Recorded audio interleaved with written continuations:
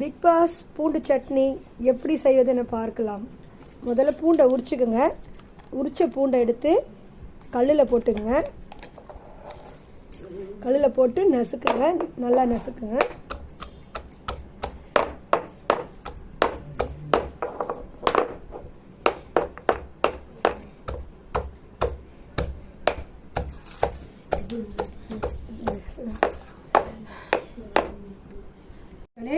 இடிச்ச பூண்டை ஒரு கிண்ணத்துல எடுத்து போட்டுக்கோங்க.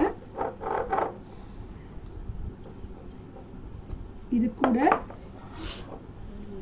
கரம் மசாலா தூள் கொஞ்சம், தனி மிளகாத்தூள் கொஞ்சம், கொஞ்சம் உப்பு. மக்களே, இப்போ இடித்த பூண்டு, தனி மிளகாத்தூள், கரம் மசாலா, உப்பு கூட கொஞ்சம் எண்ணெயை கொதிக்க வச்சு அதில் ஊற்றிக்குங்க.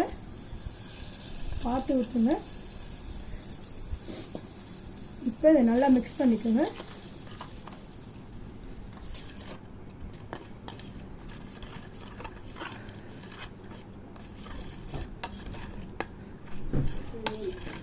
இப்போ இந்த பூண்டு சட்னியை இட்லி கூட, தோசை கூட, சப்பாத்தி கூட வச்சு சாப்பிட்லாம். இந்த வீடியோ உங்களுக்கு பிடிச்சிருந்தா லைக் பண்ணுங்கள், சப்ஸ்கிரைப் பண்ணுங்கள், கமெண்ட் பண்ணுங்கள். நன்றி மக்களே.